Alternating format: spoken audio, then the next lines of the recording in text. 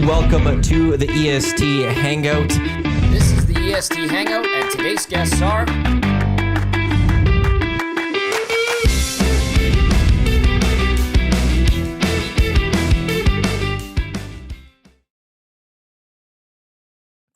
A very good Friday morning. Happy New Year to all you nasties out there. Welcome to the EST Hangout presented by Sentinel Storage Live right here in Edmonton Sports Talk. Your clear choice for Edmonton sports, presented by Play Alberta. Thank you to everyone for listening across the Edmonton Sports Talk audio streams at edmontonsportstalk.com, on TuneIn, on iHeartRadio, on Apple Music. Thank you to those watching on YouTube or listening on podcast. Wherever you get your podcast, we greatly appreciate it. Tom Gazzola, Iwanyk with you here on this Friday, and special guest with us here today. Very excited about this one. Simon Bennett with us here. Benny. There's a lot of ways I think we could say that you are from. How would you like to be attributed to? Jesus, that's a loaded question, I say. So many things, Benny. I mean, where do you start? So, I mean, you can go way back, but I consider myself, one of the godfathers of fitness in this city. Like just I've been in the industry so long that I've done so many different things over the course of my lifespan, and been very fortunate to be involved in a lot of really cool experiences. But, I've done everything from, what I call fitness entrepreneurship to working at the highest pinnacle in pro sports, which is to work as a sports performance director for the Oilers, to, involved in other sort of ventures that I never thought I would ever get involved in, but natural health products, that kind of stuff. So, man, I just been blessed to have so many different experiences along the way, but I've got lots to say and lots to add. I think hopefully we can get into some of this. It's incredible because he's very hard to get along with. That he's been blessed so well. I'm kidding. He's one of the best. It fixed my back too. Yeah. Good. Fixed his back in a nanosecond. Really? Yeah. Oh my God. Yeah. That was messed up. That was in the summer. You did the first Is this the one you kept bothering Cheese about? Yes. Yeah, okay. This is the one I kept Brian Cheeseman from the Elks, head athletic therapist. Yeah. Did you bother him in the middle of a game or something? He was at World Juniors, but my back Yeah. Well, he had a little bit of a facet issue, which is a lower back thing going on. But at the end of the day, it's just, he just has chronic tightness in the hips. And so essentially all I did was basically loosen up some of the fascial lines within the body, and specifically his hip area. And he got off the table and he was like, oh my God, this guy's like, and I have to say for the record, because I know there's people in the industry that'll say, well, Simon, you're not a physiotherapist, right? But I am a high performance engineer. And so I have skill sets in a lot of different areas. But, what I was doing with him was within the context of what we call performance stretching. But it fixed him in a heartbeat, right? Maddie, he's like, stand up. Yeah. And this thing had been bothering me for 5 years. And I stood up off the table, and I was smiling from ear to ear for 2 straight days, because it was like, you said, okay, you should be unlocked. Yeah. And that's exactly how it felt. Yeah. And to this day, we've had to do a few more of the stretches, but it feels amazing. Yeah. I know the back one is a big one. That if that's hurting, I don't know the full pains, but J-Mo had back issues. Yeah. Steve Kerr talks about his back issues. That's one that you don't want. No. So I'm very glad that you're fixed on that one. Simon. Well, like I said to you, Tommy, you have to look at your body. It's like you're like an earthquake-proof building, right? So when you move, your body will shift. So some members will get tight, some members will get long, and it's all designed to kind of help you accommodate life, right? Life's demands. Yep. And so you're just crooked. You had some stuff that was really super tight, kind of holding you back, and then it manifests kind of like as pain. Yeah. So once we kind of undid you and kind of lengthened out some things, immediately the pain starts to go and you start to actually move better. You feel, I think the term you used was, I just felt free. Yeah. I still now I feel great. There's no it wasn't like a pain. It was just a constant, like a reminder, like the lower back on the left side every time, every day. Yeah. And I would try to do some stretching, but it wasn't what we were doing. And I would try to foam roll it. And then you looked at it and you're like, oh, it's this, and this. Let's go, hop on. Yeah. And I was like, oh my God. So among the many talents he possesses. Yeah. He saved one you. little. He fixed you. I think that one goes to the right to the top. Yeah. That's the top of the resume. Benny was already pretty high on my depth chart, and I think he's my first line center right now because of how good my back feels. Like, and even when I play sports, like when I play hockey, Simon, it's so much better. But then the best is just day to day. Yeah. It feels normal. I think the overriding theme always has to be here because people are like, well, let me go see this guy because he fixed this and that. Yeah. But you always have to remember that, your body is you have to invest in it. And so what I was saying to you is you got some stuff that's strong and some stuff that's really weak, and you need to address it with balance and with kind of a holistic approach, which is which is really the centerpiece of my life, right? Just that whole idea that there's so many pieces that make up the pie. Yep. And when you put them all together, everything kind of works in harmony. And your body was just not in harmony. So Definitely I think not. at the end of the day, yes, we used a strategy to try to get you out of pain, but at the end of the day, you've got to figure out what you need to do day to day to help never go back into that pain cave, right? Yeah. So now we're therein working lies on the my magic. calves. Yeah. What's wrong with your calf? Oh, a lot. He's like, you got a lot of problems. Yeah. The tightness and anyway. His Achilles tendon loading is not great. There you go. Yeah. I went in for a workout. I did up like an hour and 20 session with Benny. Yeah. And I was like, well, my body feels better, but I don't know what I did today. But I caught felt him on good the about it. elliptical. I caught him on the elliptical. So I said, Tommy, at your age, what the hell are you doing on the elliptical, right? That's not a good apparatus for you. It doesn't breed any functions. So I put him on the treadmill and put him on an incline. And I'm doing that. That's what I'm doing. I'm sticking with that. Why do you say ellipticals aren't good for him? Aren't the best? Yeah, I hate to be that person that kind of says, this is not good or that is not good. I think at the end of the day, the elliptical is great if you have some orthopedic issues going on. So let's say you've got some lower back pain and you just want to be active and you want to try to move and you don't want to aggravate what you've got going on. But what I was saying to Tommy is that, that he doesn't really have any of those things other than I think you had some ankle stuff that was my knee. My knee's bad. It was his knee. And so, I said to him, your knee is a slave to your ankle or your hip. You just have to figure out which one it is, whether it's upstream or downstream. And so I said, it'd be better for him to try to work on his ankle mobility by at least working on an angle on a treadmill where he's having to actually push his knee over his toe, because my immediate assumption would be that he's obviously maybe got some quad health issues. He's not strong enough through the quads. So I just pushed him over onto the treadmill, put a little bit of an incline in there. And he says, yeah, but Benny, is this going to be a hard enough workout for me? And I said, well, listen, we're going to use elevation. So after I got him on there for a couple minutes, he started to realize holy shit, this is legit. I'm really working. And it's different. If you're running at, say, a high speed, 8, 9, 10 miles an hour, much different. You'll feel it much more through the cardiovascular system. But when you're on an incline, if you elevate the angle or the grade at which you're walking at enough, eventually you'll start to hit that heart rate response. Yeah. So that's all you do is you just change the dynamics. So full incline, Matty. So I would say if somebody was going to say, I've been doing the elliptical for the last 8 years, I really like it, I would say, okay, so how are things going?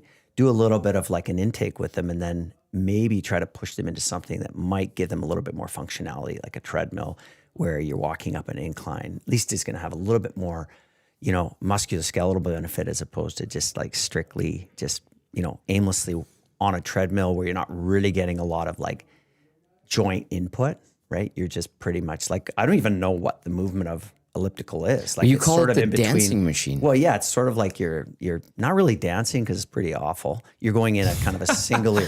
You're going some people that might be dancing. You're sort of in a sagittal plane, but you're sort of not really feeding any real sort of motion into your ankle or your knee or your hip, because your knee doesn't really move over your toe. A lot when you're on an elliptical, which people like because they're oh yeah, I got knee pain, blah blah blah. Your hips are sort of loading, but they're not really loading. And then you don't really have to move your upper body at all, relative to the position of your hips. So it's just not a great, for a guy who's been in the industry long enough, to just kind of look at it and you kind of go, why are people doing that, or why would you select that? But it's a very popular exercise, and at our club we have a lot of them. And I used to use them. Yeah, because people feel really comfortable on them, and so at the end of the day, it all comes down to like if you're gonna move, it's better than nothing at least. Yeah, it's better than nothing, right? Like you're just if you get the geek in me to come out, then of course I'm gonna step in there and say, here's what I think. But at the end of the day, it's all about moving, right? Sierra and Lisa made fun of me and the elliptical. I think on there they have a new podcast that they've launched.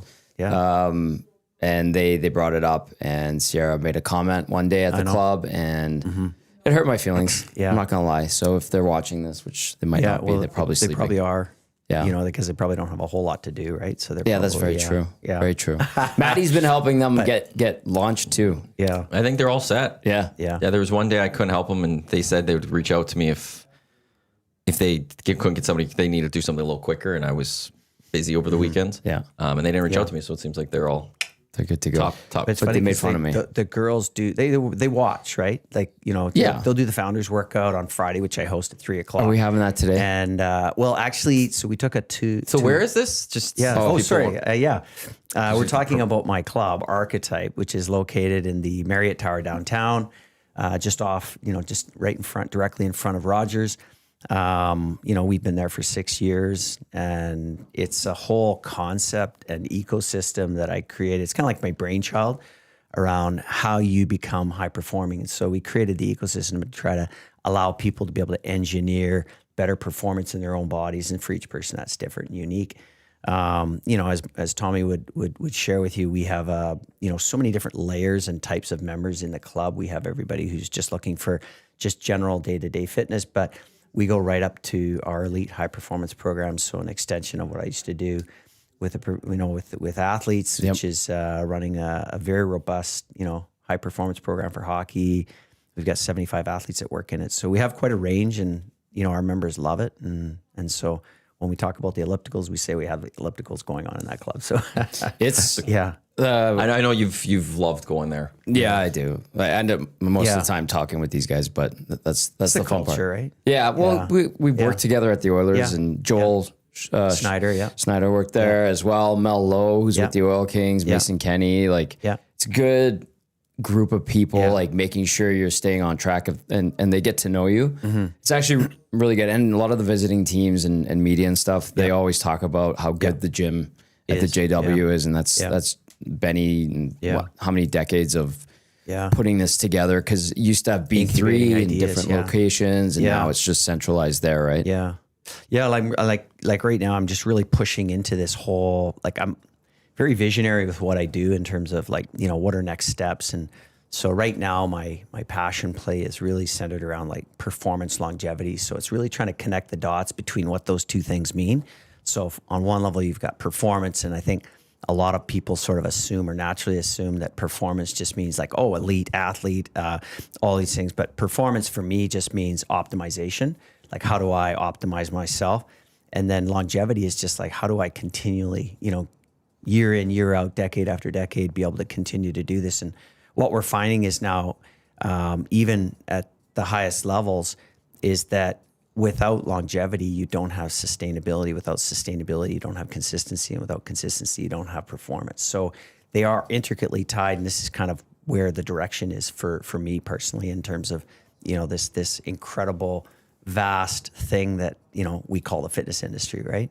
And it's grown so much beyond just fitness. It's now so much more in terms of how people view it and what they look at, right? So cool. It's a good vibe too. Forgot what I interrupted to when I said what was the name of the club, Archetype. But what did I interrupted something. I'm trying to remember where we were. We're talking about. So I completely sidetracked them. Yeah, Sierra and Lisa. I was gonna say they watch. Perfect. Yeah, Sierra. Yeah. I want to make sure we get back on that, because I did sidetrack that quickly. Well, no, it's interesting because they're amazing people, right? But the thing about is they do watch and they observe, right? Which is how people are training and working out, and maybe indirectly they're watching, or we're all doing that. Yeah, I suppose, and they just happen to notice that you run the elliptical a lot during the founders workouts, right? So be like, well, why is Tommy not, why is he not participating in the founders workout. And it's like, well, his knee's bugging him, right? Like, it's like, so, well, we fix it, right? Yeah. But there, there's other people like where they're kind of asking like, why is this person like they're not working out, right? So it's interesting that we've gotten to that point in, because they're not tied to the fitness industry. It's just they've gotten to that point where people they recognize what good movement is, what bad movement is, and why people are doing certain things, right? So there's an interesting like subculture that like community is. It's a really neat place. Yeah. Well, community is so like honestly otherwise you're just a gym with equipment in it. Yeah. You quit the spirit of the club is the community. And so, the community is defined by the people that inhabitate it. And if you think about our coaching staff, that's such an important component to creating stickiness within the club. But I mean, it's the members too, right? And we constantly hear from people like just how much they appreciate the people that actually just do come to the club. It's quite humbling, to be honest with you. Yeah. Yeah. And if you're in there on a random Tuesday and there happens to be a game that night, you might run into like a Sedin twin. Yeah. That's just kind of how it is. Yeah. And I mean, all the, the visiting teams are always in the club. Not always working out, but at least their coaching staff will be in there. Do you get any of the musicians that come up? Yeah. Who was there recently that popped in for a workout? Okay, I have a crazy story for you. Yeah, that's what this show's all about. Yeah. So, so as I'm recounting this story, right? Because of my age, I can't remember the name of the guy. But he's a guy that lost a whole ton of weight. I don't know if you remember him. Jelly Roll? Jelly Roll. So it's a great story. So, I'm very involved in the club, like as a founder and partner and so forth is I'm very involved. So I'm always on the floor, and we have very specific spots that we put the equipment in. And so this guy, big guy, and I didn't know who he was, but he had taken one of our med balls over to the other side of the club, and he's like working out with the ball. And I was like, man, I need that ball, but I need it on the other side of the club, right? Yeah. So I went over to him and I said, hey, listen, I said, like the ball's supposed to actually be on the other side, but like I see what you're doing. Like you could actually come over to this exercise over here, this piece of equipment over here, and you could do that exercise over here. And it ended up that this guy was Jelly Roll. Right? Was he good about it? Was he mad at you? No, and he was like totally such a great guy. Like he's like, oh yeah, and apparently like the backstory is that, he lost a bunch of weight, he revamped his lifestyle, that he's like completely turned a page for himself. Yep. And I had no idea like who this guy was. But anyways, what made that funny was I was telling the story later to our team, and I was just like, yeah, this guy brought this piece of equipment over, and he's like, and they're like, describe this guy to me. And I was like, trying to, as best I could, try to describe the guy. And I go, Betty, that was Jelly Roll, right? And I'm like, really? And I says, yeah, you're telling Jelly Roll to go to the other side of the club, blah, blah, blah. And I was like, but we get that all the time. Like we had, who do we have? Wasn't Tate McRae in there? That's right. Yeah. And we had actually Tate in the club, and it was when our hockey program was going on. And what was crazy about it was that, like in our club, like people if there's celebrities in there, they should feel super comfortable because we don't have the club, like it's not a photo op. It's not so we have very strict rules around like how our team and our staff engage with, cause you want them to be able to, work in their space without they're coming for a purpose, right? And you want them to get accomplished what they're trying to do for them. Yeah, and they're staying at the Marriott, so it's a very high end hotel, and they have certain expectations. So you really got to get. But we had like all our young guys training at that time, and they were absolutely just going ballistic. And she's walking around like just quite comfortably and without any real sort of inhibition, that kind of stuff. But they were absolutely going crazy. And to make a long story short, one of the players, so we have a corner in the club where you're kind of transitioning to the other side of the club. Yeah. And she ran into one of the players, and apparently she was so good about it because she then later went back and said, hey, listen, like if you want to take a picture, blah, blah, blah, that yada, yada, yada. So it was kind of nice that she was able to do that. But it was just interesting, like when you're in the club and you're seeing this dynamic going on and you know what's happening, and then recognizing that like there's a certain attention that's happening. But imagine being her and knowing like we're animals, right? And knowing that you've got this kind of happening.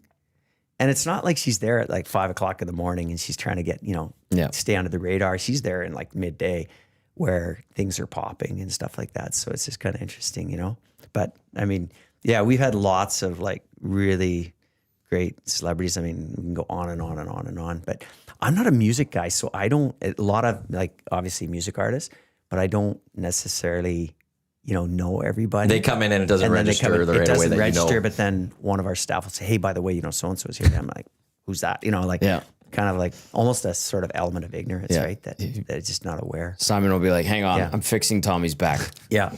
I got more important work to do. Right? Simon, there's an A-list celebrity right beside you. Yeah. Oh, God, it's good to have you in today because here's a question that maybe you could offer a little advice to people. For someone that's all into fitness and health and all that. It's January 2nd. A lot of people are starting New Year's resolutions, which often is be better, going to get to the gym, all that stuff. Yeah. But there's a lot of people that start and they don't finish the year doing that. Yeah. If there's any advice you'd have to someone how should somebody approach starting out a new fitness goals or health goals for a year to try to make sure that it lasts? Yeah. This is an interesting question because, if you flip on, say, some of your local morning spots and they've always got these like fitness experts. So on some levels, I want to answer this question, but I really want to answer it like very genuinely because I find it so cliche because it's the same old, same old. You bring on this fitness expert and then he shows you 8 exercises and says, like this is really good for this, this, and this. And it's kind of like, yeah, we did that, so if it was last year, we did that in 25 and the year before in 24, we did the same thing and we brought people in. And so these experts or these people that are associated get asked this question all the time, like what should somebody do to kind of create that stickiness, right? And you always get like the same stock answers, right? Like, start small.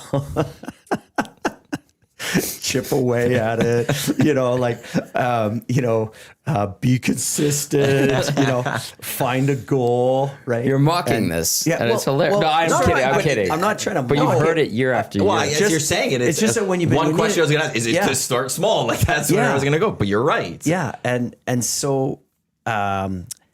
Do you want my 2 cents on exactly what I think? I think most people would want the most honest way that you could approach that. And it's not that I wouldn't be dishonest. It's just that I think if I'm really being honest with somebody is that the only way that I've ever seen anybody change anything in their life is when they change their value system or their identity, right? So like for myself, right?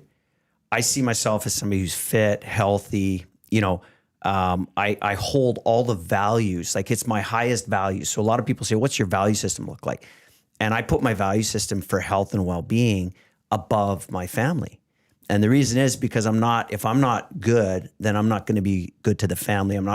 If I'm not happy or if I'm not well, I'm going to be useless to all those other things that I value in my life. Right. So I put it as number one. And so you asked me this question, like, what should somebody do? And I don't know if there's like a 1, 2, 3, 4 sentence answer to say, this is what you need to do. I think what an individual has to do is they have to do, I think, some soul searching and an inventory check to say, where does fitness or well-being stack up for me? Like from a value system, like go through that process. It's a deep process, I believe, because if you decide that, like I'll use you as an example, Tommy, if I can. Yeah. So like Tommy will go stretches where he's like lights out and then he'll go dark. Am I okay to say this? Yeah. Yeah. No. And then I'll run into Tom because I really like Tom. And like whenever I see him, it's like it elevates me, right? Because he's always got a big smile on his face, but he's always a cool guy to talk to. But more importantly, like I won't see him. And then your immediate response will be, geez, Benny, like, I got pregame stuff happening. I've got like this going down. I got this going down. I get tired.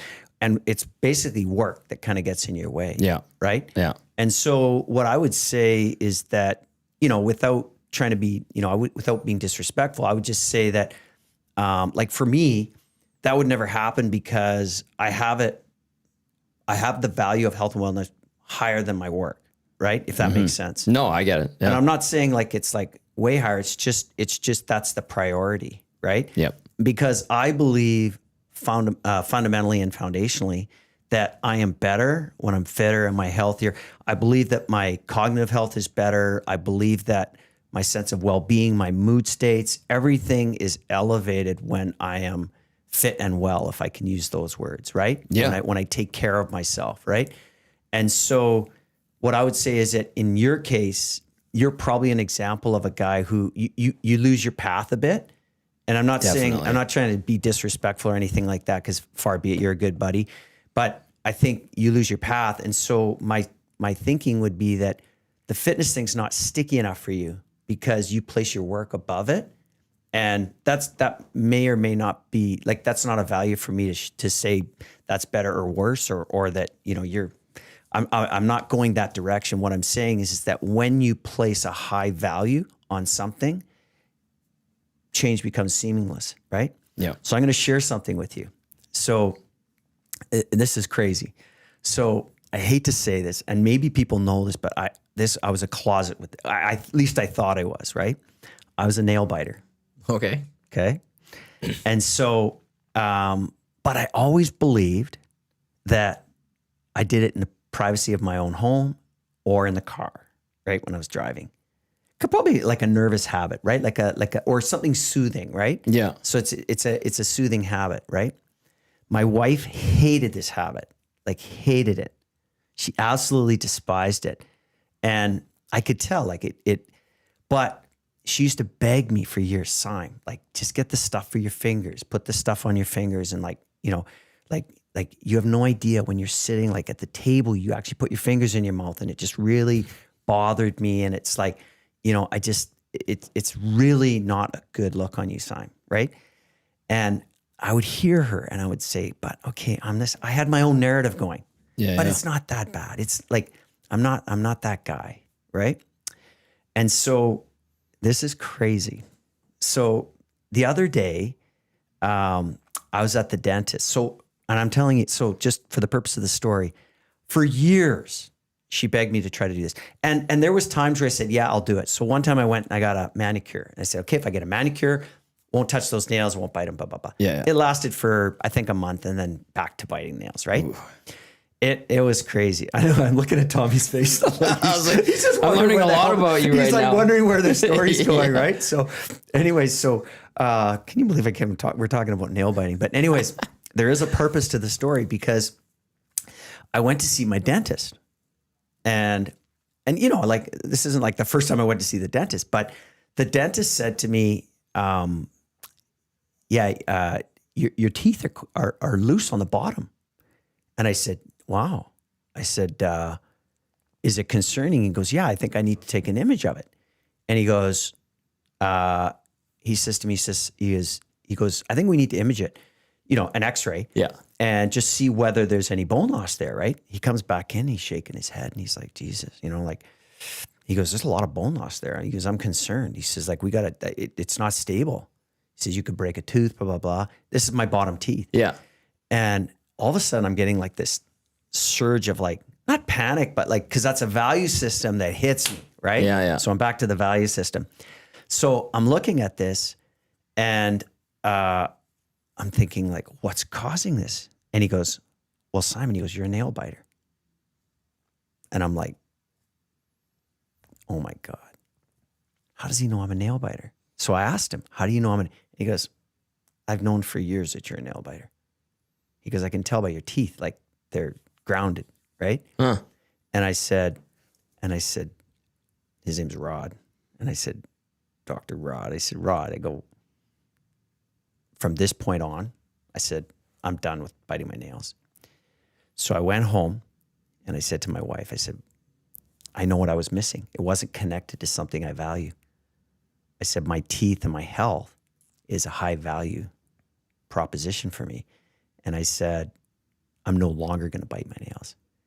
And my wife said this to me the other day, because I have now long nails. I cut them and I shaved, like I clipped them and blah, blah, blah. And it's kind of weird because I've never done that at all. They've always been nice and trim because your mouth has done it. This one's a little long. Let me deal with that. I know, and it's crazy. And so, but the part that makes this story funny is that my wife, she goes, I am so sad that after all these years, like, I begged you to quit and you wouldn't do it.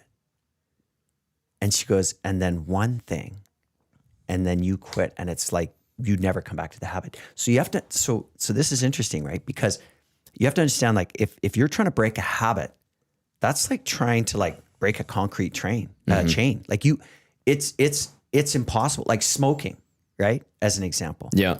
So the reason I would never smoke is because I would create a visual image in my head of what it's doing to my lung. Right? Like I would look at, like, have you ever been to that show? What was it called? Body World? Yeah. Where they go. Did you see the lung? Body. Did you see the lung of the coal miner and the smoker? It was black, wasn't it? It was like shriveled up, like metal, like black metal. And when I saw that, so again, like I was never a smoker, so I can't really. I already had the image in my head. Yeah. But if you put the right context to anything, there's no such thing as like going to see a psychologist and having you work off of, like, again, my wife's a psychologist, so I shouldn't bash. It's just that, if you're trying to change a habit. So back to a long-winded way of getting back to the story, which is that rather than me sit here and say, hey, this exercise is cool, I can do that, but it's not going to address the real question, which is, you said to me, what do I need to do? Because you were talking about the fact that by the time we get to February, those people that started in January are no longer in the club, right? They're no longer working out. Yeah. They're already back into excuse mode, right? Justifying it based on their value system. And I'm saying, if you want to make a transformational change, you have to make a value shift. And if you don't make the value shift, you're not going to make the change. So you can't, you know what I'm saying? And exercise is not easy because it's wrapped up in so much stuff. It's not one thing, right? Why do we see, like, it's so funny. I would tell this story all the time. When I was a kid growing up, there was like, remember Club Fit? Yes. So you'd work out at Club Fit. Right. And there'd be the old guys. And, you'd go off to university, play hockey, do whatever. You come back at the same time. Like, let's say let's say you were training at 4 o'clock, 5 o'clock at night, or whatever it was, right? You come back in at 4 or 5. It's the same guys. It's the same 10 guys. Yep. That were working out. Their bodies are a little older. They're still in good shape. Hair's probably a little more peppery. But the reality is that it's the same guys working out, or girls, right? Yep. And women, right? Like, it's not. There's no gender here. It's just that you see this same group of people, and so it just goes back to that original answer that I had, which is So I know that's not a sexy answer. No, but it's a truthful solid answer. Yeah. And it's one that I think people would like to know. Like, relate to. Yeah. Okay, how should I find a way to make sure I do this consistently? And it comes down to, okay, well, where does it value? Where do you value it? Little things can help you get there, right? Like I don't want to undermine little things, because a lot of it's confidence too, right? So for example, like getting into something that commits you. So, we try to push people into like things like High Rock experience, because immediately you have to come, because if you don't come, it just gets continually hard, right? But if you come, it starts to get a little bit easier. And then if you have something in front of you, like a challenge or an objective or a goal, right? You slowly work your way towards it. And then once you achieve that, sometimes that's enough to catapult you into the next challenge. And then before you know it, all of a sudden you start to have this value shift where it's like, I feel exponentially better than I did 6 months ago. Mm-hmm.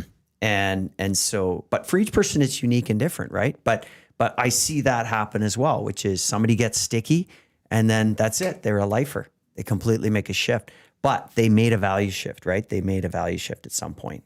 So yeah. and it's your identity. Like, Tom, what's your identity, right?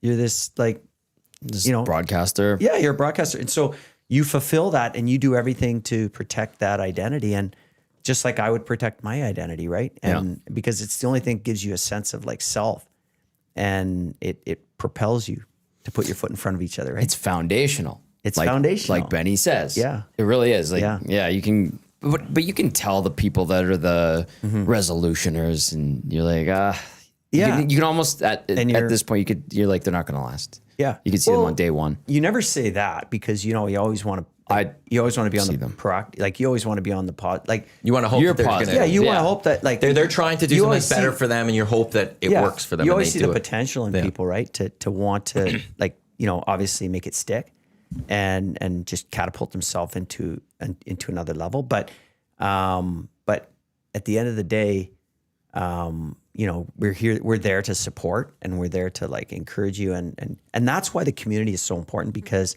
if the community is solid, it just creates a little bit more stickiness along the way to make it easier to come, right? Well, I'll extend that here to our office, in that there's a bunch of guys that did varying level of races for the marathon.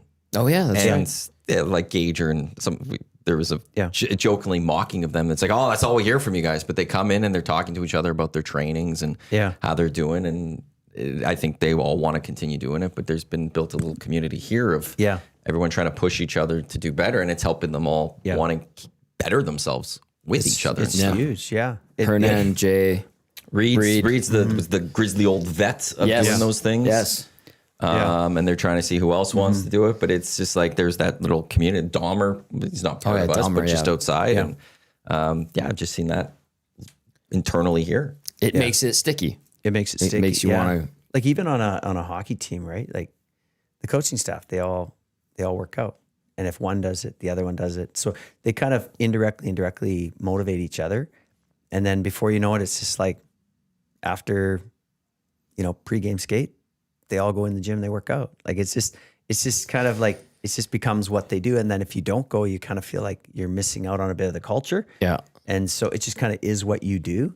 And you see that. So you see these little subsets working.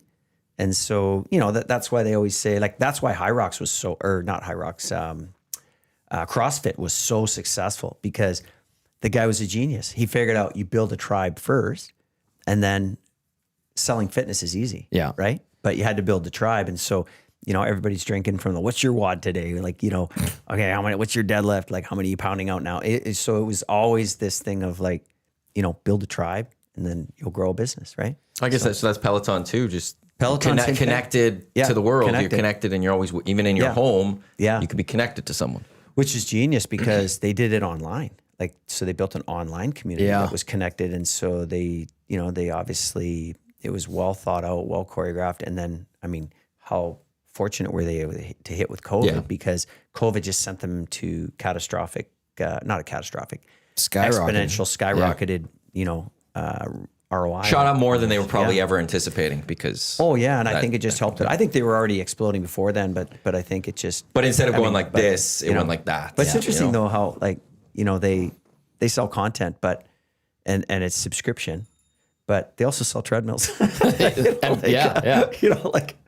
We sell treadmills. So it's like all encompassing. We often say that. It's funny because we often say that, like, about how, sometimes like you just have to have, there has to be some way to ROI it, right?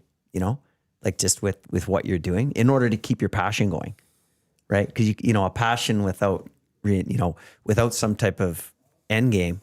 You want the end puzzle. Yeah. Like, you want to look at the finished product. You want to finish that book to get the conclusion, right? Whatever it might be. Exactly. You want to see what is the change that I've done from my fitness. Right. Hey, when you were the strength and conditioning coach for the Oilers before performance director? Yeah. Sorry. Yeah. Apology. Yeah. I was just laughing because I was the strength and conditioning coach initially. Yeah. Right. For many years till I think it was 2013. And then after the Drummond took lockout, over. And then I brought Chad in. Yeah.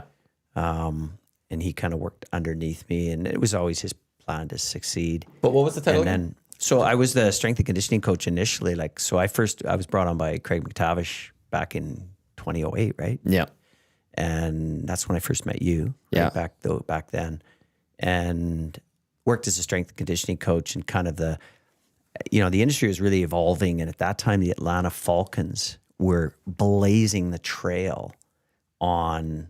This was an actual defining moment for me, because I remember being on a road trip. So this is back when Atlanta was in the league. And, the Thrashers, yeah. And I remember Kenny Lowe said to me, he said, "Simon, you want to go see the Atlanta Falcons training facility?"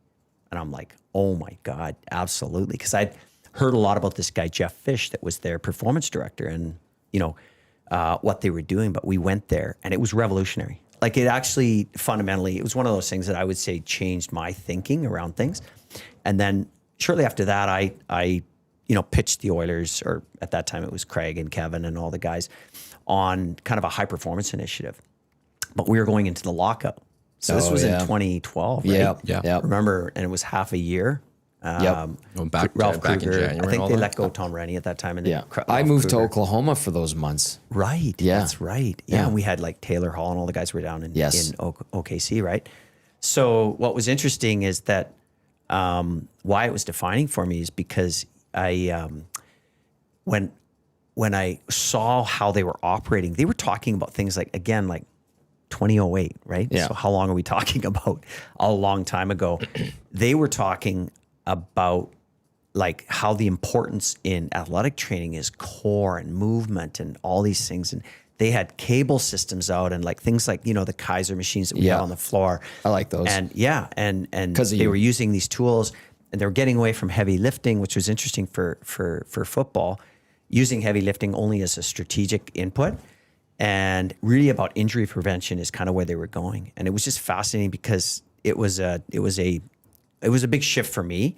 And I was honestly moving in this trajectory anyways, because I had created Viper with Michelle. Viper was based on loaded movement exercise training. So I mean, that's another story, Matty. I don't know if you want to get into it, but I co-invented a tool that's now sold in 54 countries around the world called Viper Pro, and Michelle Delcourt was and I co-created it here in Edmonton, Alberta, Canada, at Body by Bennett.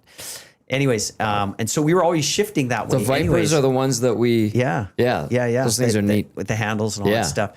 And so, it's an Edmonton-based product, right? Now sold around the world. And you'll see Steph Curry on the floor using it. You'll see so many different football players, teams using it as part of their warm-ups. And you'll see Patrick Mahomes in videos using it. Like, it's crazy. I like just it. how it's evolved. And it's really just basically loaded movement exercise. So it's using a loaded tool, which is the Viper, and creating fluid, continuous movement where joints are working congruently with each other, right? Which that's what the Falcons were doing? They were you just talked on about the that Viper. vein of thinking. Yeah. Like, that's what Jeff Fish, Jeff Fish got fired anyways, but it was, he was the brainchild behind it. He was the performance director, and he was, had everybody working underneath him. Yeah. And anyways, but that was super transitional for me, because it started me thinking around this path. And the Oilers used to have this program with Billy Moore's heading up, which was the individual player development IDA program. And it was a individual player development program, which was kind of more rooted at the minor league level, and then just developing young players. Cause we were in that mindset of developing our youth, and, these guys would eventually come up the chain and blah, blah, blah. But all these thoughts are kind of going through my head, just in terms of all these things that were happening at the same time that kind of collectively kind of got us to this point where Ralph Kruger got let go at the end of that half year. And then Craig hired Dallas Eakins, and Dallas Eakins was the cornerstone to moving us into the high performance model, because he was all over this stuff. Like, I wanted to ask you about that. Yeah. He was he was so far ahead. Like, he had a good friend, Dean Golich, who worked in the Lance Armstrong team. Ferrari hat guy. Yeah. That's what we called him. Yeah. Ferrari hat. Always wore a Ferrari hat, even on the plane. Yeah. And then I found out his name was Dean. Dean. Yeah. Sorry. But that's how I remember Dean him. has quite a resume. Like, he worked with at Carmichael, which is they're a top racing team in the US. think they're out of Boulder, Colorado. And anyways, and they had been, obviously working instrumentally with, but this guy was like a physiology genius, right? And he came in, he was, Dallas wanted him to work with us. So we ended up working with him. Chad was there. Did you like that though? Because he's got his guy coming in. Remember Dallas was ruffled, like, I mean, the one thing, my personality, right? Like I'm not going to throw it aside until I know a little bit more information. Yeah. He was very opinionated and very like stuck in his ways, but he didn't understand hockey. Like he thought he understood. Like he was trying to apply physiology from cycling to NHL players, and we kind of got beat up a little bit because I think the league was starting to call us because players would get traded and they say, oh yeah, fine, all they do is bike rides, but we got kind of labeled like Team Armstrong or something like that. Dallas used to bring his bike on the road. Yeah. In that bag. Yeah. He had a wheelie bag for his bike. Yeah. Dallas is an avid cyclist, and Andrew Ferentz was there as well. Yes. And Andrew was a strong cyclist, but I look at it this way, like there's always some good in everything, right? Like what we really got honed in on is the importance of, aerobic fitness relative to, how this works for the game. The thing is that the only way you get better at and more efficient on the ice is by skating, right? So the analogy I would give is that, is a player a better skater in September or February, right? Like when are they more efficient? February. Should be. Right. Because they've got, almost half the games are completed. They're better. It's like a kid that gets called up, right? And it's like they have no fitness when they come up because it's like you're so inefficient, you're moving. But the more you play, the more you start to realize where you need to move and how you need to move. And like, even in training camp, you're almost overcompensating. Like the players, especially that are trying to impress. And so, you'll hear it from players all the time that like, I'm just not at my fitness and conditioning level until I start skating enough, right? So we now know that all the training, the core training has to happen on the ice, and then you can use the off ice conditioning for hard drive work, like strengthening joint congruency, improving hip and groin health, like being preventative, increasing force production, increasing power output, but just because I increase your power output in the gym, it doesn't necessarily mean it's going to translate. You have to put the software into this beautiful hard drive that you've got in order to be able to make it all work. Mm-hmm. And so that's where the magic lies. And I think, there was a period there where I think a lot of you almost became a bit like a gym rat where you thought, oh my God, I want to kill on fitness testing. And now I think that's reversed a little bit to the extent where it's important because I need to know that I'm fit and I'm well and that I'm moving well and that I'm resilient, but then I need to also know that I'm actually not, it's not going to define whether I'm a great hockey player or not. I'm going to do that by putting the right reps in becoming a better, hockey player itself. Right. Mm-hmm. So, but anyways, just kind of like a roundabout way of kind of getting into this whole thing of like the high performance initiative, which is, which we adopted when Dallas Eakins came on board. And man, that was fun. Like it was crazy. We were so far ahead. We were doing like a lot of like experimental stuff like HRV tracking, and players didn't like it. It was very new, and it was like there was a lot of like I wouldn't say pushback, but Chad Drummond has carried that forward now. Yeah, and he's got just like if the average person saw what he does on a daily basis, it would just be blown away because he's incredible. Because it's so measured, and so it's really about trying to understand internal load, player load, what are the player going through, and then taking that and replicating that in a multiple different ways, but one being on ice, one being off ice, and being able to make this player better and more productive and more prepared. So we have a saying, which is that there's no such thing as a bad exercise or a bad type of movement. It just has to do with what do you want to do. So what environments are you going into? And then do you have the preparedness in order to be able to do that? Is your body physically prepared to be able to survive that environment? And some of that's mechanical, some of that's like conditioning based, right? Some of it is power based, speed based, all that stuff. And you just have to define what that is and then make sure that you're kind of speaking and talking to that. But that's how we kind of got into the high performance. And then Chad doesn't really carry the title high performance director, but he is like a sports scientist in the sense that he's engineering all those things. and he does that on a daily basis and does a hell of a job. You know, it's funny you do that timeline of how that all happens, because I know a lot of us know Jeff Grishel. Yeah. And Jeff for years has been telling us they're doing some great things at the Oilers. They're like, he's caused, like they're doing some amazing things. And he's always just praising what's happening inside the walls of the Oilers. And I was like, oh, that's interesting. Like, don't know fully what's going on or anything like that. But Crush is always like, oh my God, they're the amazing things that they're doing. And and now to hear what you guys have it all built up and stuff, I could see why Jeff would be all pumped up. Do you know what was Crush? going on. Yeah, I do know Jeff. So it's funny. Glad you brought that up. Want me to tell you my story about Jeff Crusher? I could imagine the two of you guys together. It'd be amazing. Two amazing guys sitting, like positive guys, all that. It'd be amazing. So I want to be a fan of that one. I met Jeff through George LaRock when I was training George years ago. Okay. Because I think Jeff was training George. Jeff was with the Jays and then the Eskimos. And he's got his own thing. I think he was transitioning out, but you know, Jeff was very forward thinking in terms of his training approach and methodology. And and so that's kind of how I met him. And I just remember him coming to the club, and George is like, come check out what Benny's doing with me, blah, blah, blah, this and that.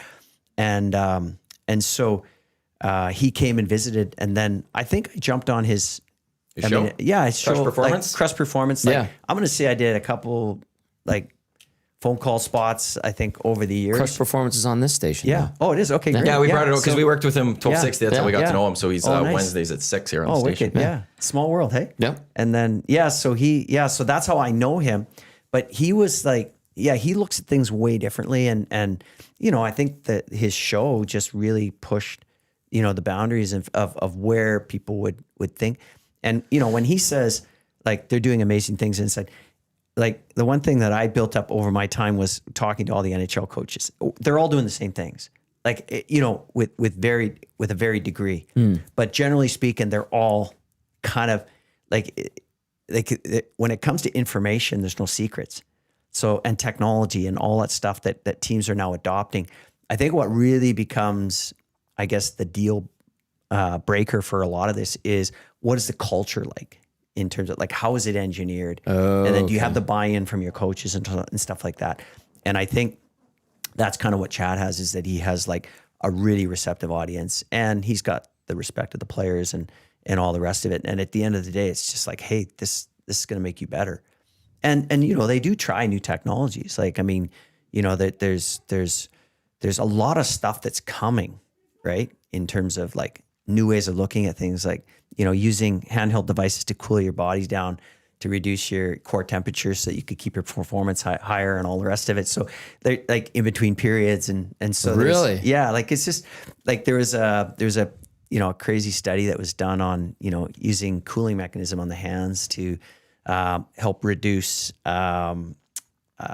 fatigue on the body and increase strength. So really grabbing ice packs while they're in the intermission? Yes, it's just cooling body core temperature down, right? So wow. as your body core temperature elevates, right, performance decreases, right?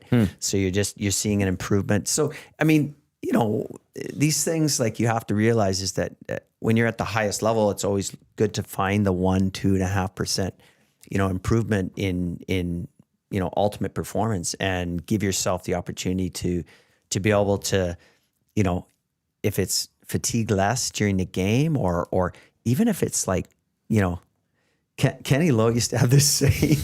He goes, if playing better is, what did he say? Something about if playing better, something to do with, like, football stadium. I'll keep the lights on in the football stadium, and so I can't remember the whole thing, but it was just it was a crazy. Mel's probably listening. Yeah, right Mel. now. Yeah, text me, Mel. I'll pass it along to Benny. Sorry, I'm just trying to remember it, but his point basically was this: is that if you're going to play better because you're tying your shoelaces to the left or the right, he says, I'll tie them for you, right? Okay. You know, it was, I mean, that was better than that. It had something to do with kissing under the lights or something like that in a football stadium. That's all I could remember.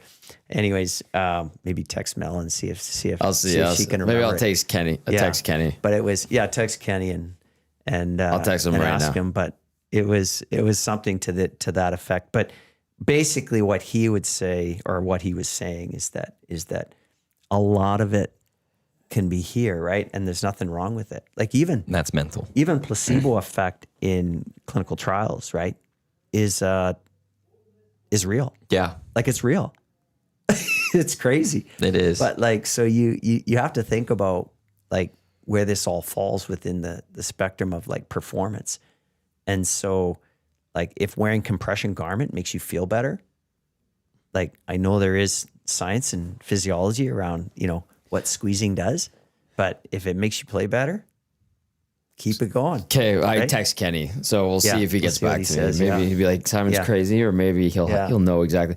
It's funny that compression stuff on Yeah. the plane. Were you the one that would make the players wear the compression? We were just getting gear? into that, but that was that was actually TD's initiative. Oh, right? that was TD. Yeah, like the athletic therapy staff, they had the budget for it. So there's always like different budgets and stuff. They had the Yeah. budget for but no, it's real. Like it's real because when you fly at altitude, right, you get a lot of like blood pooling. So the idea was that the compression garments would allow you to kind of like help recirculate the deoxygenated blood back up to the heart, mostly after game. Yeah. And I'm going to say there's still probably a lot of players that do that, right? Like it's just, So just what they would one of do those- is they'd get on the plane and then then take get out off of their their gear. suit and Yeah. put on like compression underwear, basically, Yeah.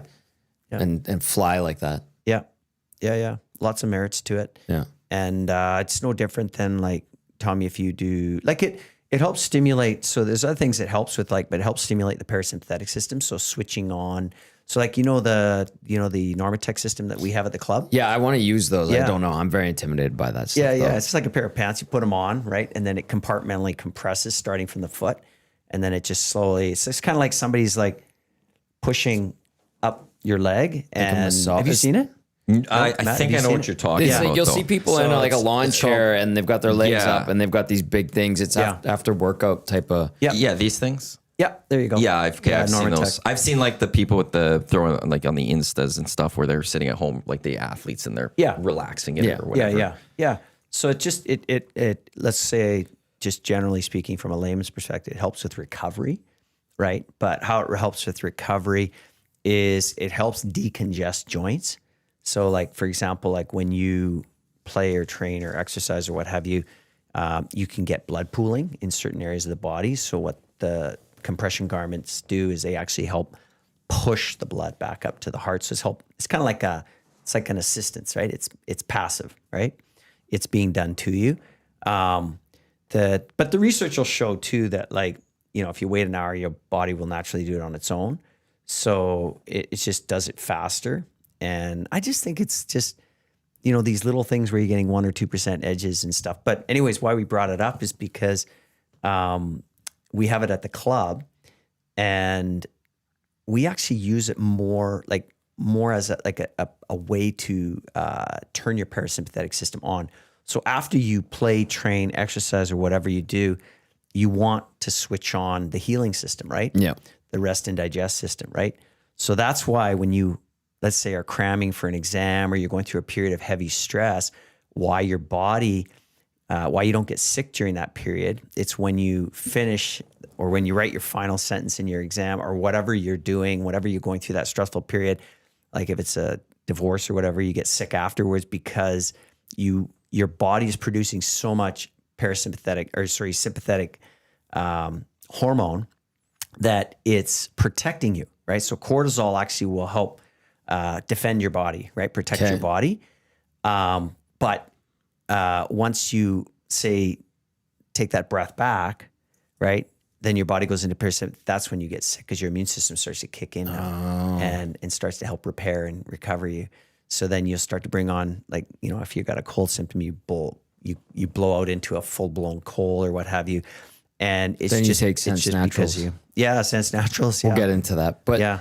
But that's fascinating because it's like it feels like always going into a vacation or something. Yeah. I get sick when the vacation starts or whatever It's just- because you're cramming to make sure everything's ready. Yeah, and then you go on a vacation and you get sick. I never And thought you're your like body sick. lets its So guard you got a down. cold the whole time you're there, right? And it's just because your body will it's the whole, it's hormesis, right? Like even if you think about like Wim Hof and using cold therapy and immersing yourself in cold water, right? All of this stuff is following along the same principles. Like the interesting story about Wim Hof is that he injected himself to prove that his immune system was stronger. So he would say that by submerging himself in cold water, he would elevate his immunity by over 250%, right? And so he actually injects himself with to show that his strategy of breath work, mindfulness, and cold immersion allows him to ward off the effects of the endotoxin, right? And he does it. And they're measuring all kinds of biomarkers while he's doing this. And so they're tracking it and trying to find, what makes this guy work. And they're measuring, the brain activity in different areas of the brain that basically regulate your immunity. And it's very, very fascinating, right? In terms of how it helps. But at the end of the day, I always call it stressors, right? Like it's just a different stressor, and then your body will adapt to it. It's called hormesis. And so our bodies will step up. So it will defend against what's going on. And then when you intermittently do this, right, the body's immune system typically steps up and you become more robust. So if you've got issues with, say, vasoconstriction, if you submerge your hands in cold water, eventually you'll start to notice that the process of heating up, increasing circulation, and then constricting becomes more improved, right? So you start to notice better circulation, better blood pressure. Yeah. We got a text, Paris Jewelers inbox 780-218-9999. It goes back to what you were saying. If players are having cooling, what are they using? It's like a cooling device. It's kind of like holding on to a couple cold. So in the intermission, they'll do this to cool their body. Okay. Yeah. So this text says, so is that the reason MMA fights have ice bags, or the fighters have ice bags applied to their back and chest? I always wondered about that. Yeah, they're just keeping body core temperature down. Is that the same theory as like a hockey player taking off his glove, putting on these? Because if you think about even if you think about say humidity, like environments where there's humidity, you can't get rid of your heat, right? So when you get rid of heat, when you're able to keep your body, I run better in cold weather. I don't know if you guys have ever experimented with that, but if you run in say heavy humidity versus running in cold outside, you don't run as hot, right? Because when you think about it, when you're increasing body core temperature, your body has to work that much harder to get rid of it, right? So it elevates your heart rate. So the more the heart rate becomes elevated, the more work there is on the body. So the more fluid that you're exchanging. So it's a culmination of a lot of factors that change physiology. So all you're trying to do is you're just trying to mimic you're trying to override physiology in an effort to stay optimized, right? So because you think about VO2 max, if you've got a certain amount of reserves in place and you go through those fast, you hit your end point. If your third period, you're not going to be as performing as well, right? Because you're much more fatigued. So there's all kinds of things tied to this, right? Like dehydration, how it's affecting hydration levels. But mostly it's just your body's running hot. And when your body runs hot, it requires energy, right? And the more energy your body's using up, the more likely you are to fatigue early, right? So you're holding, and if you can keep your heart rate down. So the other thing that I would also relate this to is a lot of sleep issues are related to elevated heart rate. So if you are going into your sleep and your heart rate, so if you track your heart rate, the whole goal before you actually get into bed is to try to bring your heart rate down to your baseline, your natural baseline. But if your heart rate is elevated because you're thinking about something, or you just finished doing an exercise on the even playing a game, right? On your phone, all of that stuff is stimulatory, right? And so when you stay stimulated, your body doesn't have a chance to kind of go into that rest. So the nervous system is what regulates all this stuff. So the nervous system will actually regulate your body to be able to shift into another state. So better term would be state shifting, but kind of getting away from what we were talking about, which is the cold, right? Yeah. That was the question that you had. Yeah, that was the question that sent in. But basically you're just buffering fatigue, right? Gotcha. Yeah. Well, they had a hanging study. I think there's a study that if the guy wants to search it up, he can. There's a study where they were measuring this against pull-ups, and they were able to perform more pull-ups over the course of using this technique. So that's why it had its credibility, and then it just started to take off in the performance world, right? So yeah. Cool. Yeah. This is the EST Hangout presented by Sentinel Storage, Canada Storage experts, more than 2 decades helping Canadians to life transition. Canadian storage provider. Be sure to buy Canadian portions of this hour of the Hangout. It is brought to you by the High Product Marketing, official merch partner of Edmonton Sports Talk. Promotional products that bring the buzz. Check them out, thehighproductmarketing.com. Tom Gazzola, Matt Iwanyk with here. We're alongside Simon Bennett, and yeah, let's get into the product that sits up here on the desk. Yeah. Sense Naturals is the company. Balance is the product. The product, as I was saying to you earlier in the show, I kind of stumbled into this, to be very truthful about the process. I was introduced to a gentleman who is an Ayurvedic practitioner. Actually, he's not an Ayurvedic practitioner. He's in North America, he'd be called a registered massage therapist. That was his actual title, but he was practicing Ayurvedic massage. So as an example, he was doing a lot of energy work, and he was doing, and he obviously he comes from a lineage of people who, family members who do practice the Ayurvedic practitioner work, which is creating formulations and that kind of thing. Yeah. And so what Balance is just really a formulation of 10 herbs and spices that are all simply designed to help reduce inflammation in the body. And so when I went to see this gentleman, I went to see him for a neck issue that I had from a snowboarding accident. So I was actually injured from a snowboarding accident, and I was just having a little bit of, I was moving things along, but I was just still kind of really struggling. I had a really bad whiplash. I fell awkwardly and developed a really bad whiplash from it. And so I was having a lot of neck pain, radiculopathy, and all that stuff that was happening down my neck and back. And I had been struggling with it, and it was thought that, maybe this gentleman could help, unlock some of the energy pathways in my body using his energy work. And so, for those that are kind of more akin to this, it's called chakra work. So opening up the chakra and balancing out the body. And so I thought, wow, this could help, I'm open to anything. Like I was in a lot of pain.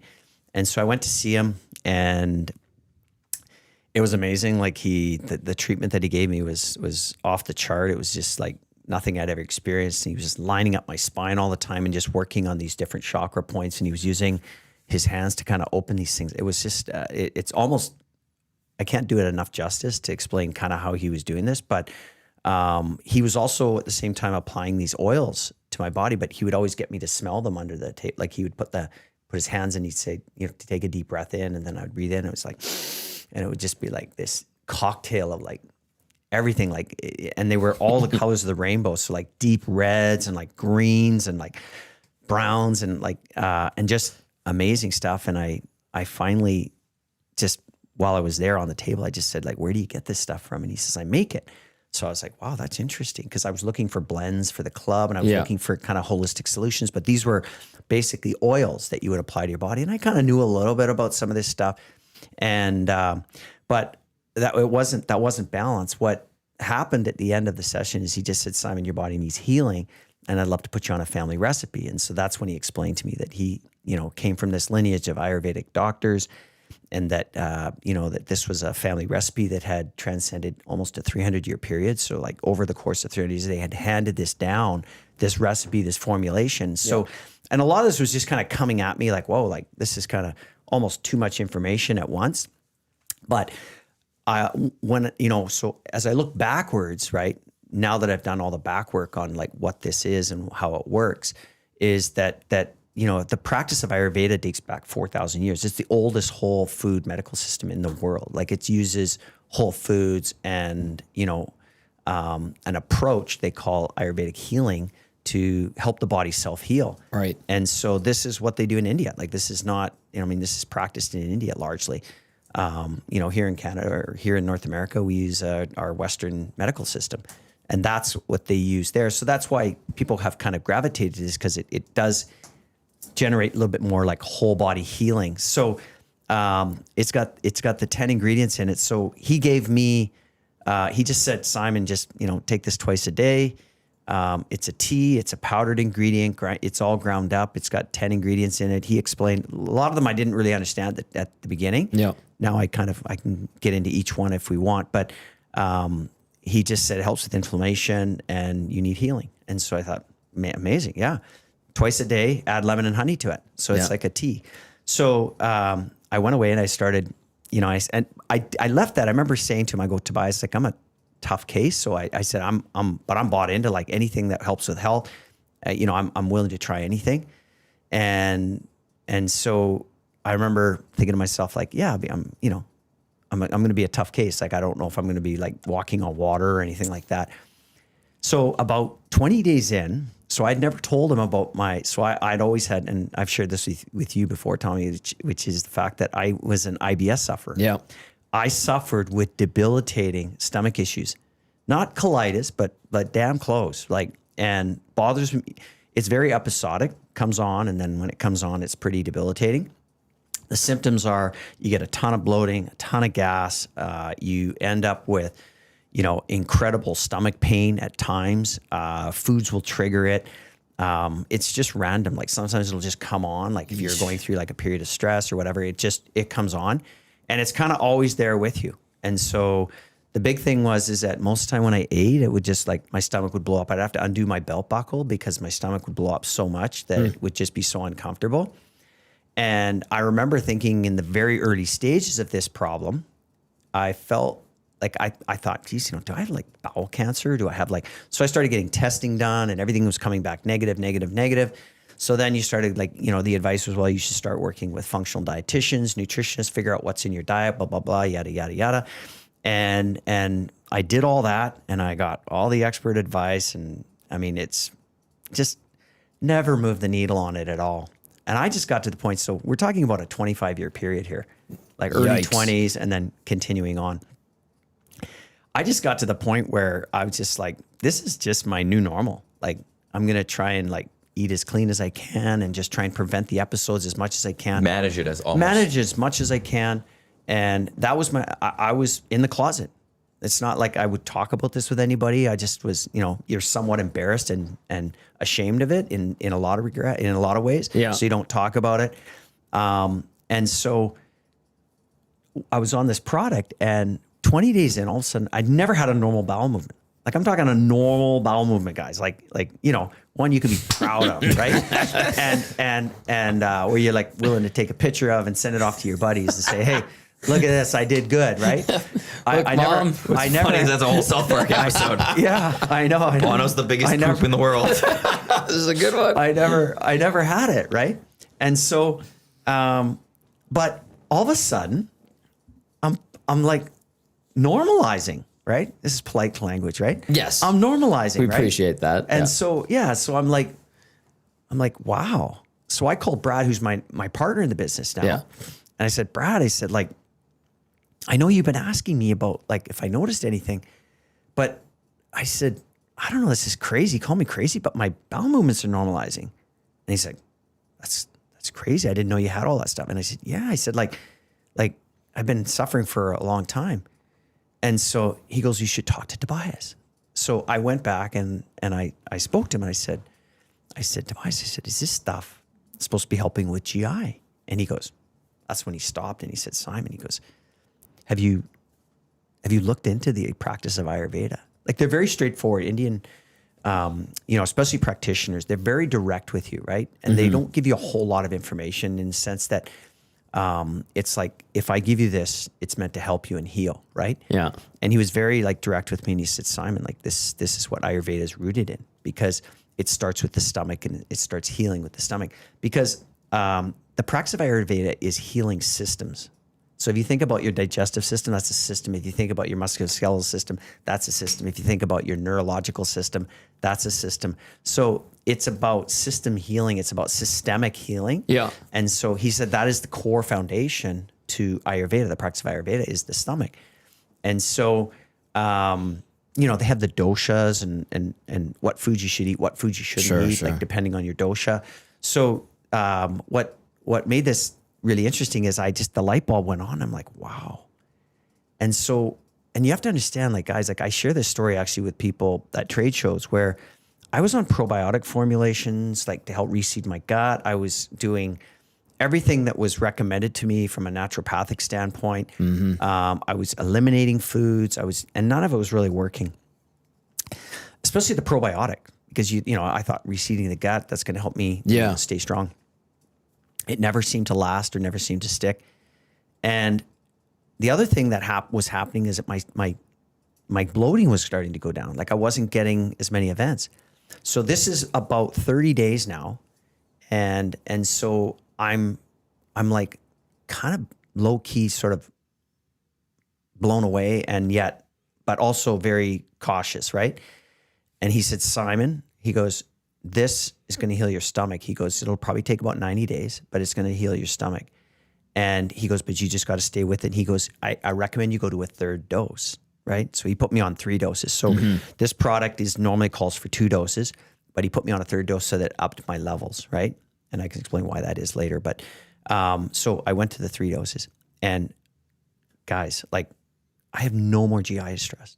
I have no more bloating, no more gas, no more late nights like on the toilet, no more like normal bowel movements. Everything is completely normalized for me. And so I went back to Brad and I said, this is unbelievable. Like there's so many people out there that are suffering like me. Yeah. And so I said, we need to go to market with this. And so that's when we went back to Tobias and we went through the process with him and his family. And anyways, long story short, we decided to eventually go to market. And the first step was to go to Health Canada. So we went to Health Canada and said because the product ingredients are medicinal, meaning like it has medicinal levels. So in Canada, we have 3 categories of call it foods, right? Yeah. One is drugs, right? Which, we know about drugs, pharmaceutical drugs. And then you have foods, and then you have what's called natural health products.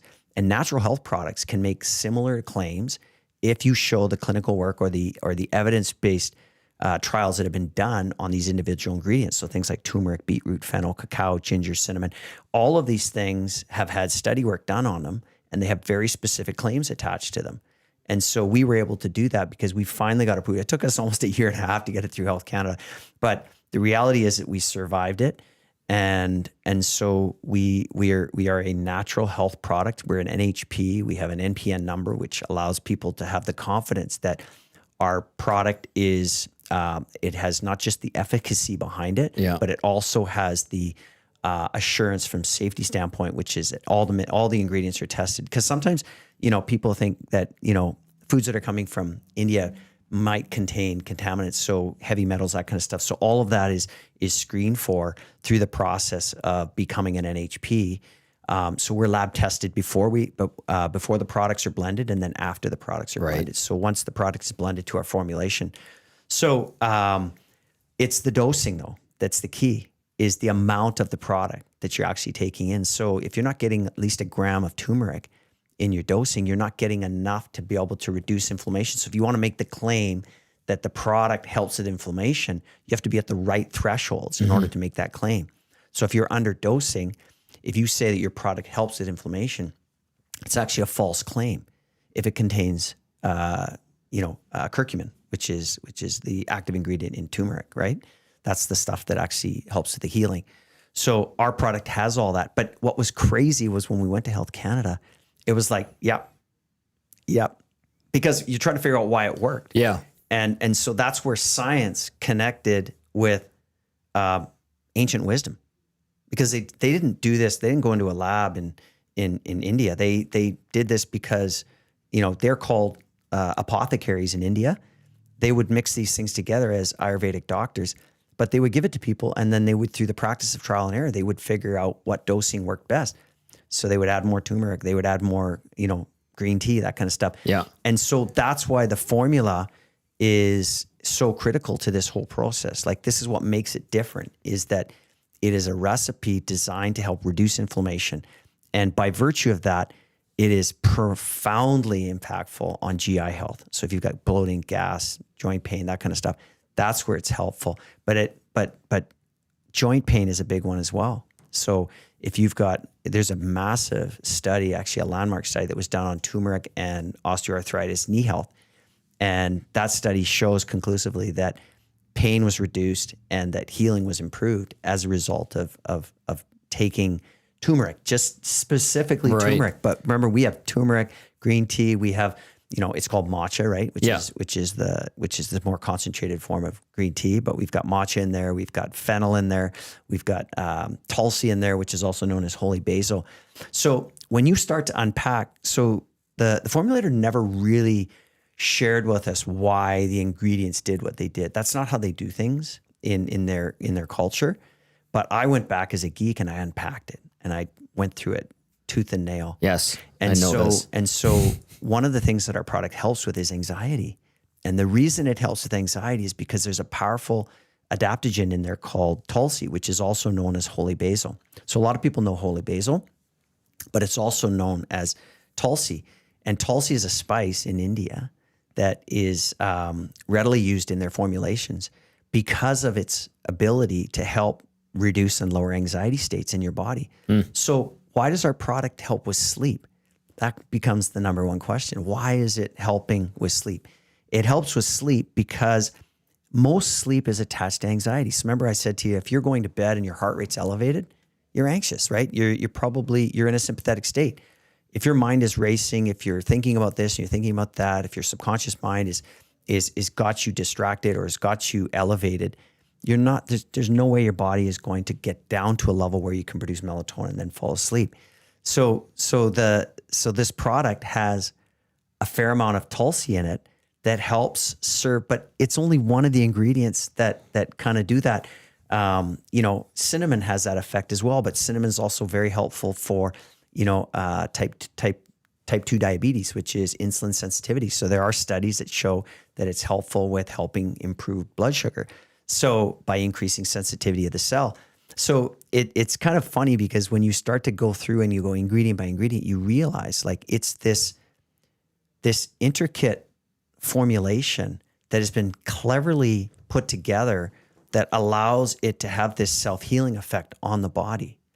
And that's truly what the power is, right? Is that there's this ancient wisdom that's been put into this that has been then handed down. And if you're somebody that believes in the process of giving the body what it needs to self-heal, then this is a practice that would fit nicely with your approach, right? Yeah. Anyways, yeah. It's a tea. Yeah. And you were joking before we did the show. They're like, "Oh, I'm getting into tea season." I'm like, "Well, you have to try this." So Simon brought that for you. Yeah. My dad, just 70-year-old Italian guy. Mm-hmm. When you came on Hello Hockey and you were describing this, he went and bought a whole bunch. Yeah. He swears by it. Yeah. I'm like, what do you, I'm like, why did you go get that?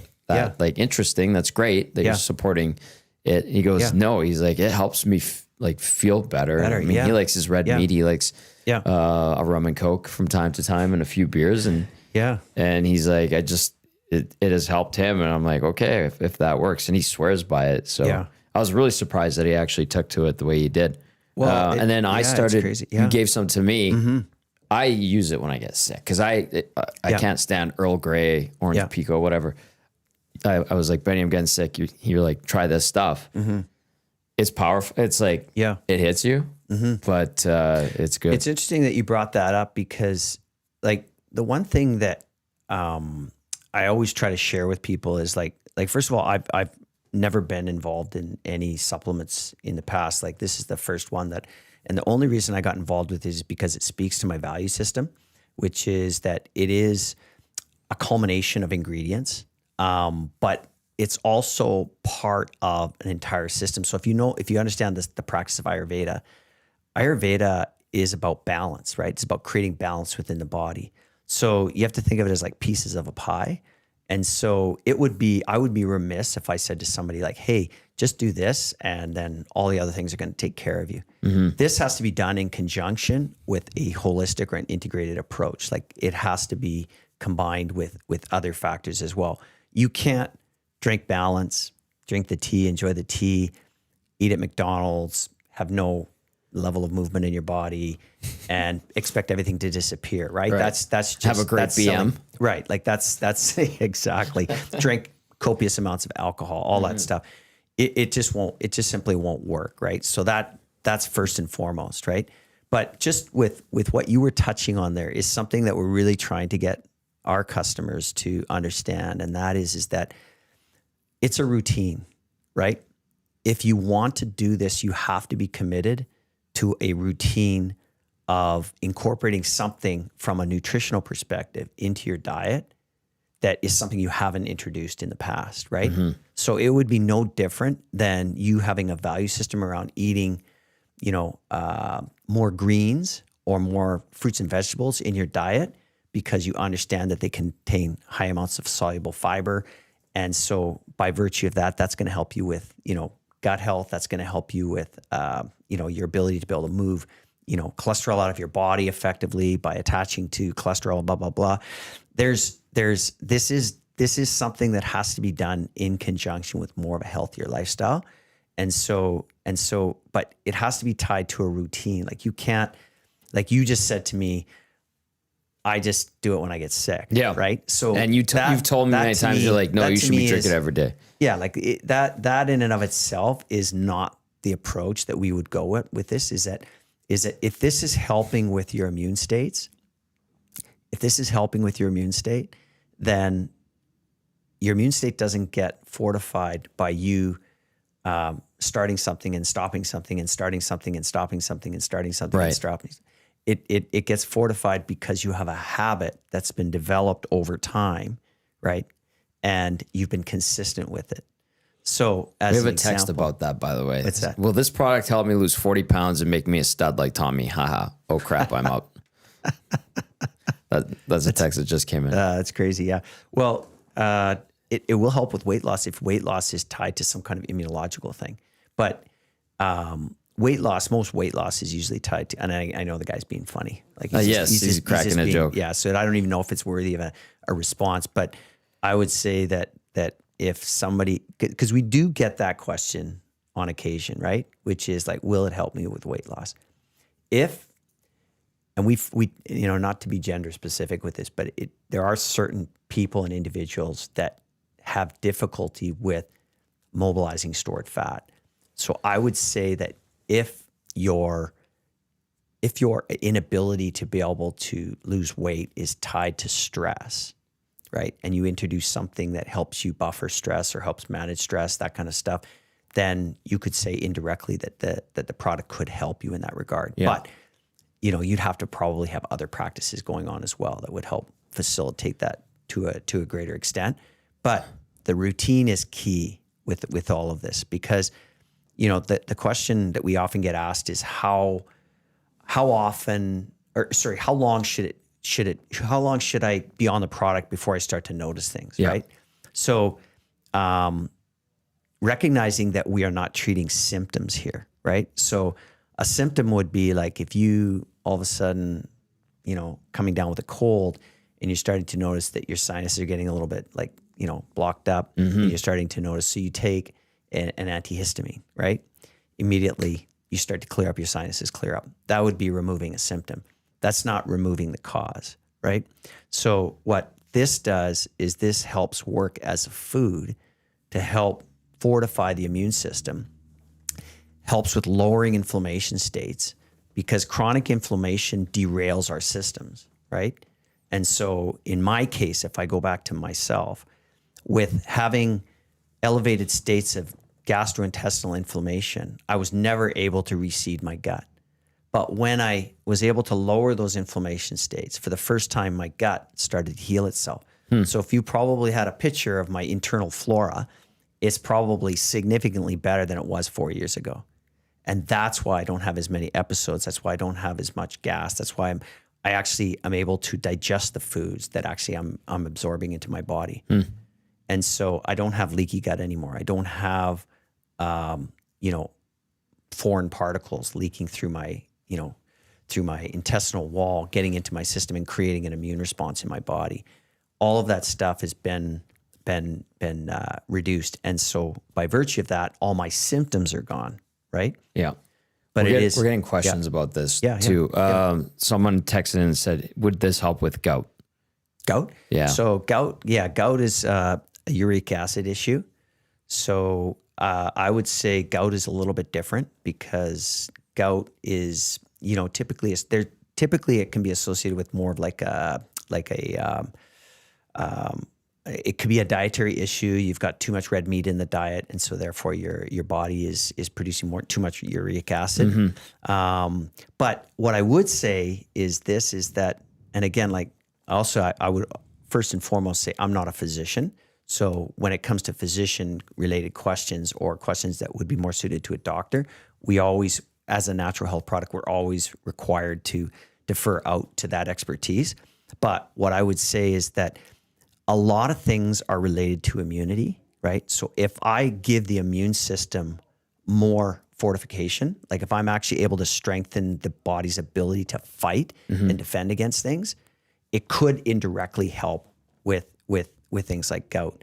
But I would say if somebody's dealing with gout, they should be speaking with their doctor and then dealing with gout specifically. Right. But if you're invested in, say a larger picture around fitness and wellness and overall health, that's where this product becomes important. It's just like learning to eat good foods. Like it's learning to why do we stay away from processed food? Why do we avoid foods that are high in saturated fats? Because we know that they don't help our bodies heal properly, right?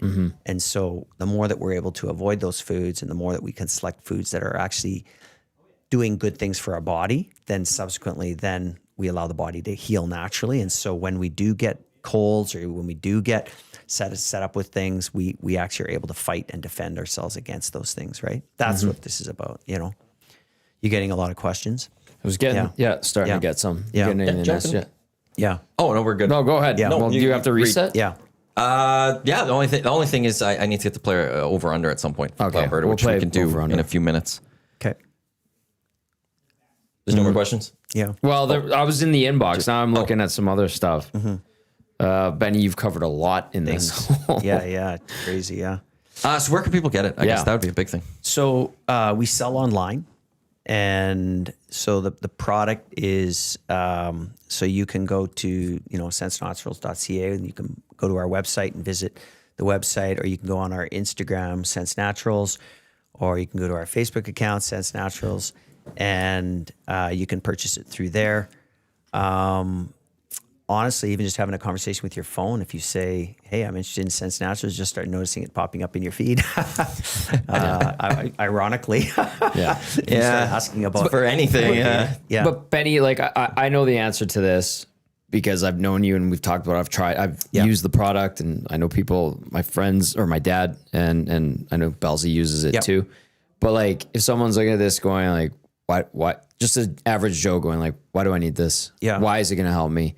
Would this be a coffee replacement? Those very surface level questions about, okay, but why does this make sense for me if I feel like I'm generally healthy and I I think generally speaking, it's in my estimation, it is part of a health plan, right? So if you have a value system for health and well-being, then you want to make sure that you are onboarding a healthy diet. And so part of a healthy diet is combating inflammation states. So the big thing that I really try to share with people is that every single one of us has elevated states of inflammation, chronic inflammation. We have too much of it. And the reason we have too much of it is because we overthink, right? We try to, I guess, as best we can in our North American world, avoid processing, but processing is everywhere. Yeah. It's really difficult. If you think about even your environment in your house, right? You've got a lot of chemicals floating around. You've got, unless you've got filters and stuff like that, you're getting inundated with a lot of this stuff daily that you're not even aware of, right? And so it's called allostatic load. It's every day we're getting inundated with things where our bodies are having to adapt and thrive. And it's deregulating or it's dysregulating our systems.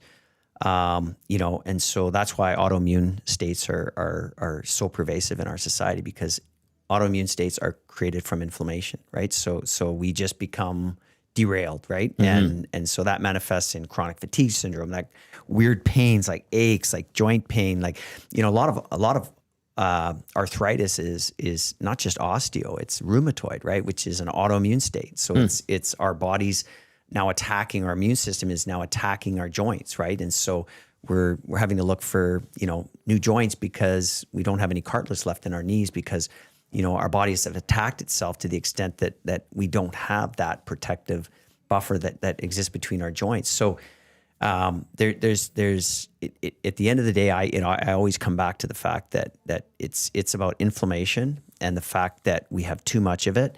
And that one thing that I've learned along the way is that this will help reduce the inflammation states in the body. So it's a great practice from that perspective.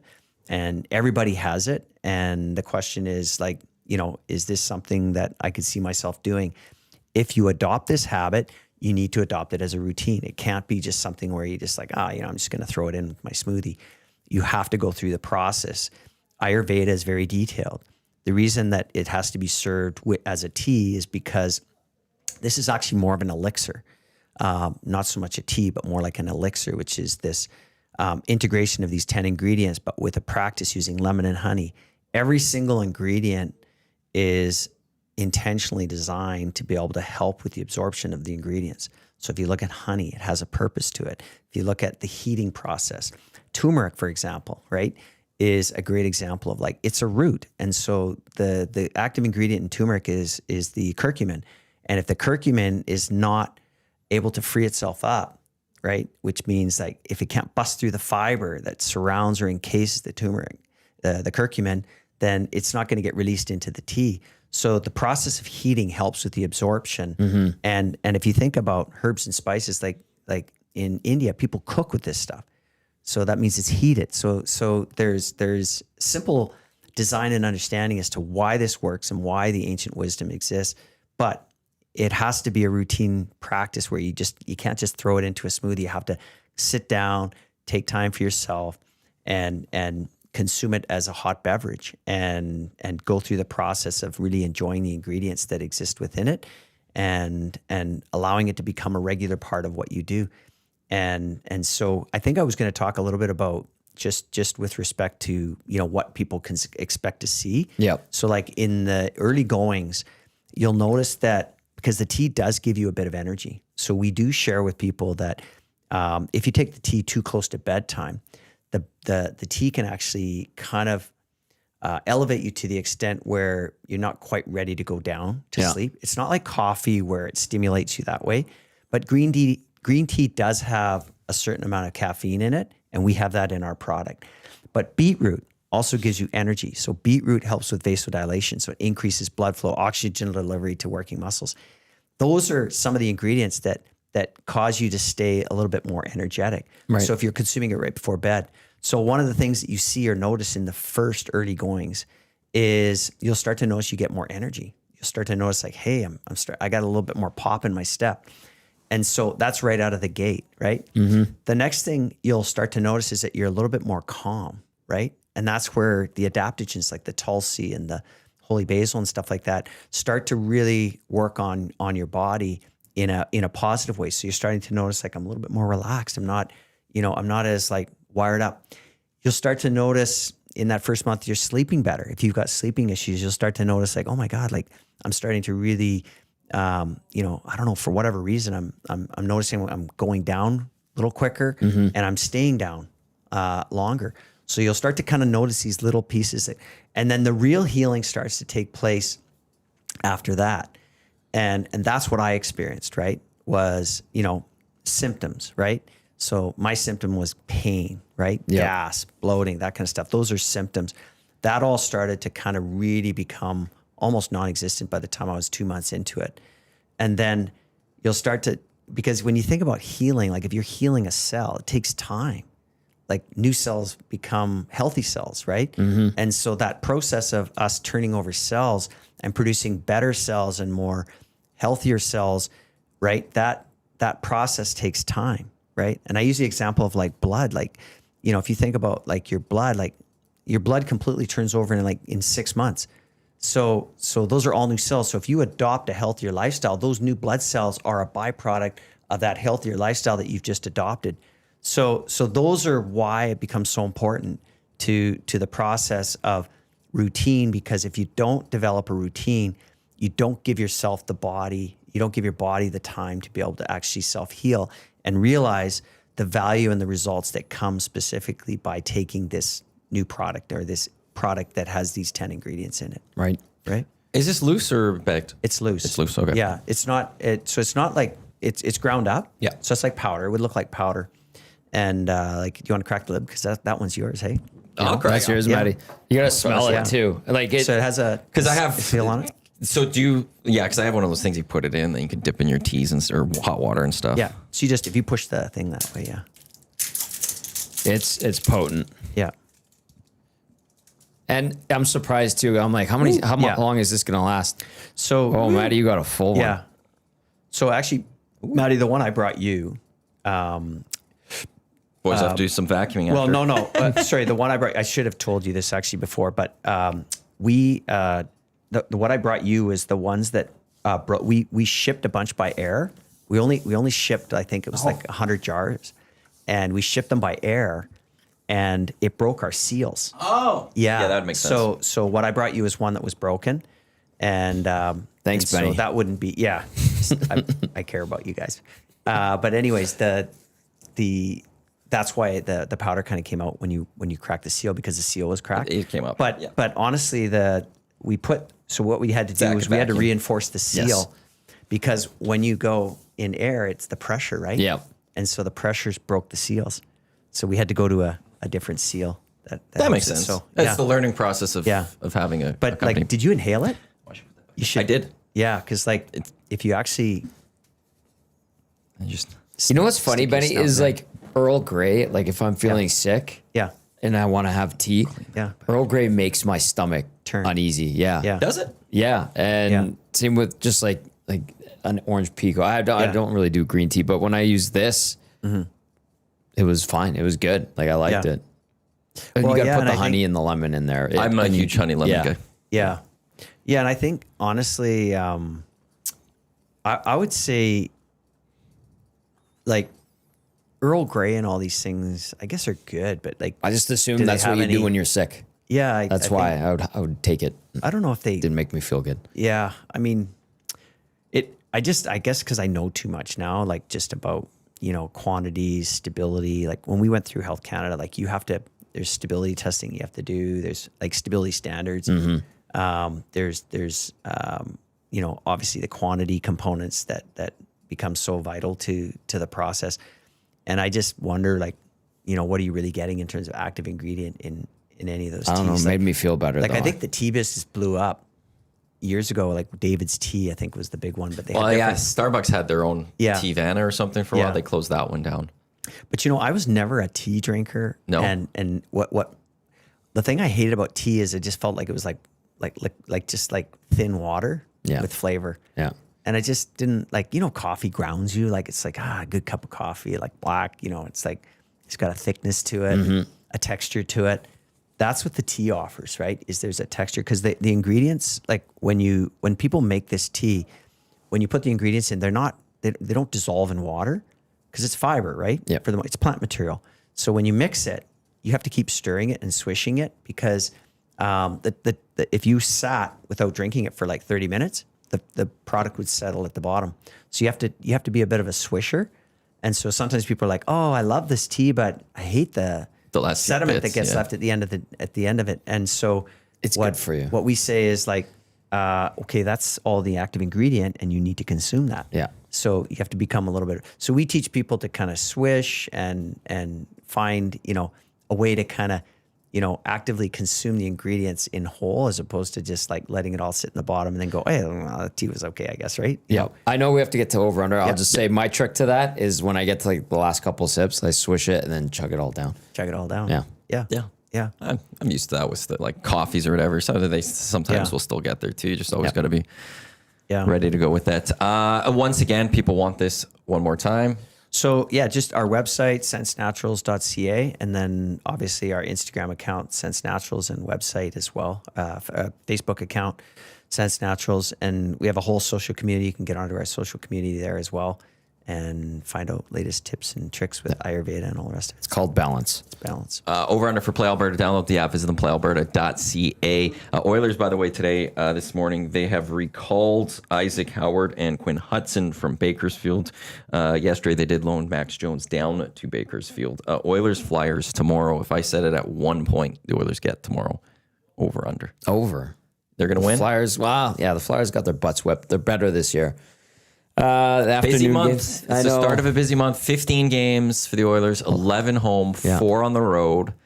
But I had the numbers 2 days ago in January. If I remember correctly, it's like 28, 4 and 3 or something like that. 25 and 3. The Oilers in the last 3 seasons have dominated the month of January. Dominated it. Starts with the win tomorrow. I'll go over. Okay. Benny? Over. There you go. They're going to get the win. Yeah. It's a lot of hockey. And then there's 2 to start February, back-to-back Leafs, Flames. And then it's going to be that Olympic break. Yeah. Simon, really appreciate you coming in. Yeah. That's it. That 2 hours just flown by just like that. Thank you for all that information and everything. Yeah, thanks, guys. I really appreciate you spending time with me and allowing me to share my passions and obviously my background. So, Kenny Lowe didn't get back to me, by the way. He read it and just left it there. You got left on red. But did you text Melissa? I didn't text Mel. You know what she'll tell you at the gym today. Left on red. Thank you again, Simon. Coming up next here on EST, we've got the Lock Shop. Myself and Lieutenant Eric together on the Lock Shop. We've got the Oil String, we've got EST Afternoons, we've got the Reed Wilkins Show with J Mill. That's all to come until 6 o'clock right here on EST. And then reminder, tomorrow we got Hello Hockey, 10 o'clock, 12:30. GCLT's Oil String pregame shows. It's an early Oiler game tomorrow. Oiler and Flyers, 1:30 down at Rogers Place. And then you'll have the postgame show as well. On behalf of Simon, Tommy, I am Matt. Thanks for tuning in to the Hangout presented by Sentinel Storage. Lock Shop coming up next year on Edmonton Sports Talk. Your clear choice for Edmonton Sports presented by Play Alberta. Don't go anywhere. Look at this. Let's go. There you go, right in front of the camera. First-time guest, long-time listener, fan of the original draft commissioner. Welcome to the EST Hangout presented by White Claw Hard Seltzer. The difference is clear. Matt Iwanyk, Tom Gazzola with here. Joining us today